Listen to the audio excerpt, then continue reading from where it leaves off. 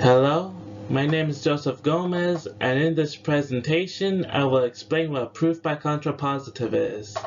But first, some background information. First, what is a proof? A proof is a series of steps that addresses the validity of a claim using assumptions, logic, and evidence. Basically, a proof tells you why a statement is or isn't true. If you are going to write a proof, it might be helpful to approach writing it like you are a lawyer, explaining why a defendant is or is not guilty of a crime in a criminal case.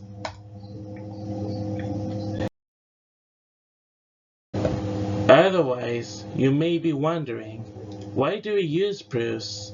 Well, proofs are used for a wide variety of purposes.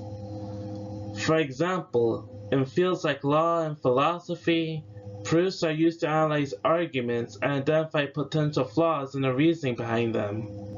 And in mathematics, proofs are used to uncover deeper truths behind mathematical concepts.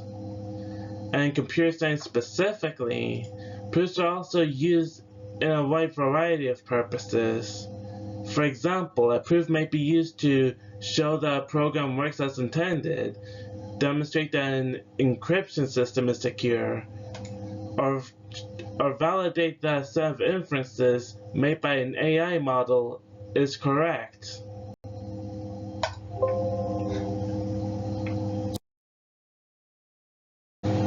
There are four main types of proofs. A direct proof starts by assuming that the hypothesis is true before showing that the conclusion is true, basically going from point A to point B. A proof by contradiction starts by assuming that the conclusion is false and showing that it leads to a conclusion. This is also known as an indirect proof. Similarly, a proof by contrapositive, which is the focus of this presentation, works by proving that if the conclusion is false, then the hypothesis must be false as well. A proof by cases breaks the problem down to multiple cases before proving each case individually.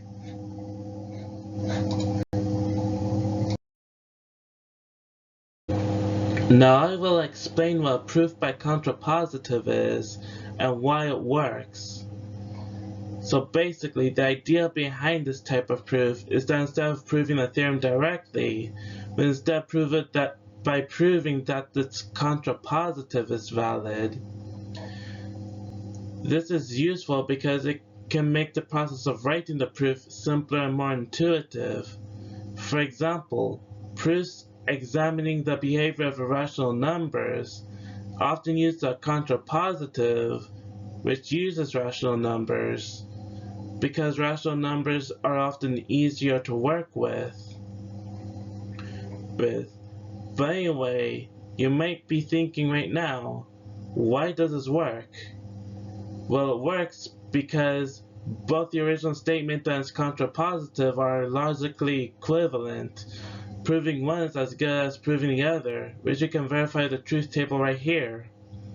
And as you can see on the truth table, if you look at the columns for if P then Q and if not Q then not P, the truth values are all the same.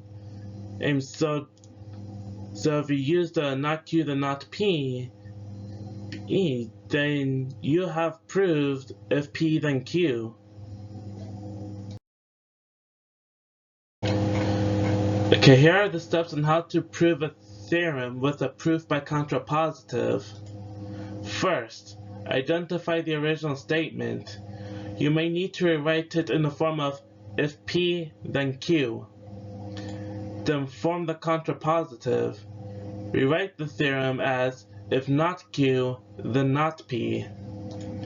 Then assume that the contrapositive conclusion, not Q, is true. This is how you start the proof.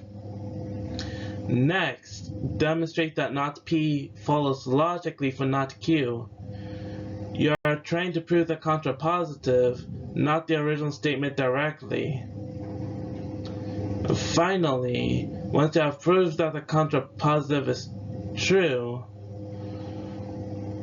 you can then conclude that the original statement is also true.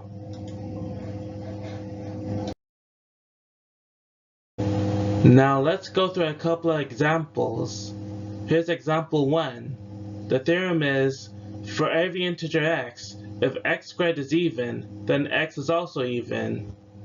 But the contrapositive for this is, for every integer x, if x is odd, then x squared is also odd. Now let's start a proof. Let x be an integer. Assume x is odd. We'll prove that x squared is also odd. Since x is odd, it can be expressed as 2k plus 1 for some integer k. Therefore, x squared is equal to the sum of 2k and 1 squared, which is equal to 4k a squared plus 4k plus 1, which itself is equal to 2 times the sum 2k squared plus 2k plus 1. Since k is an integer, 2k squared plus 2k is also an integer.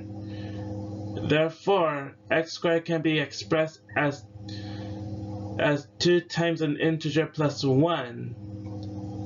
And since x squared can be expressed as 2 times some integer plus 1, we can conclude that x squared is odd.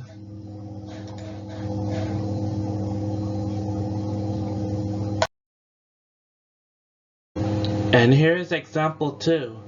The theorem is, for every positive real number x, if x is irrational, then the square root of x is also irrational. The contrapositive for a statement is, for every positive real number x, if the square root of x is not irrational, then x is also not irrational. Now let's start a proof.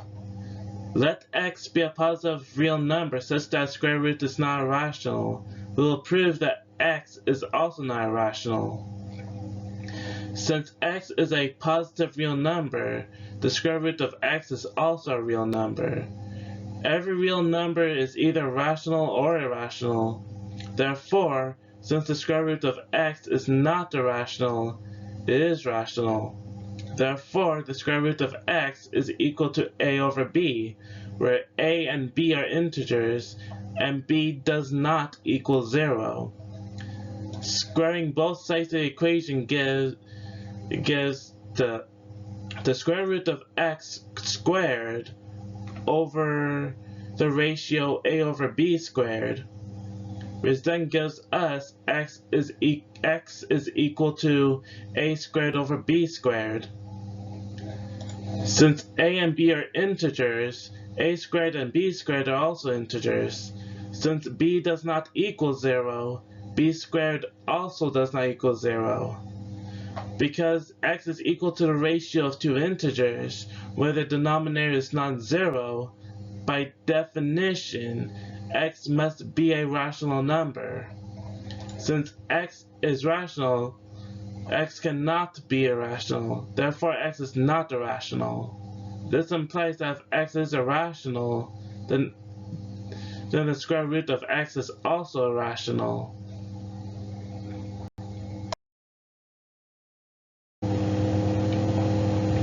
Now let's say you're dealing with multiple hypotheses. When a theorem has two or more hypotheses, you negate the hypotheses together as though they are one. They apply De Morgan's law, like so.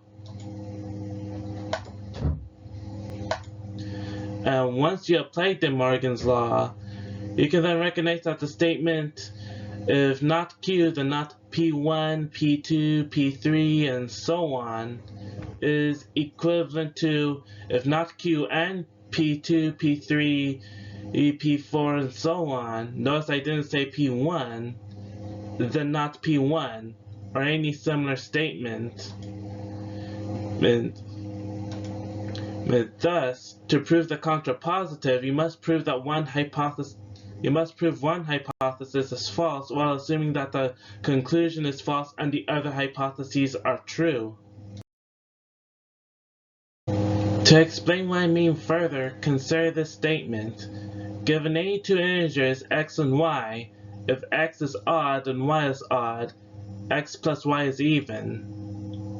The contrapositive of the above statement is if x plus y is odd, it is impossible for both x to be odd and y to be odd, which is equivalent to if x plus y is odd, then either x is even or y is even, De Morgan's law, and the other number is odd.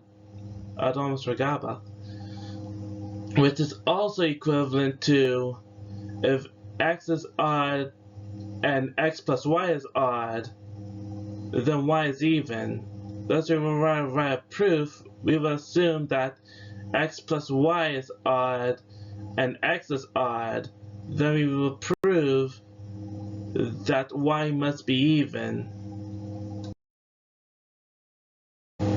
And to conclude, we have 1. Define what a proof by contradiction is. 2. Walk through steps on how to perform a proof by contrapositive. And 3. Explain how to evaluate the contrapositive for a theorem of multiple hypotheses. That's all for now. Till next time, bye.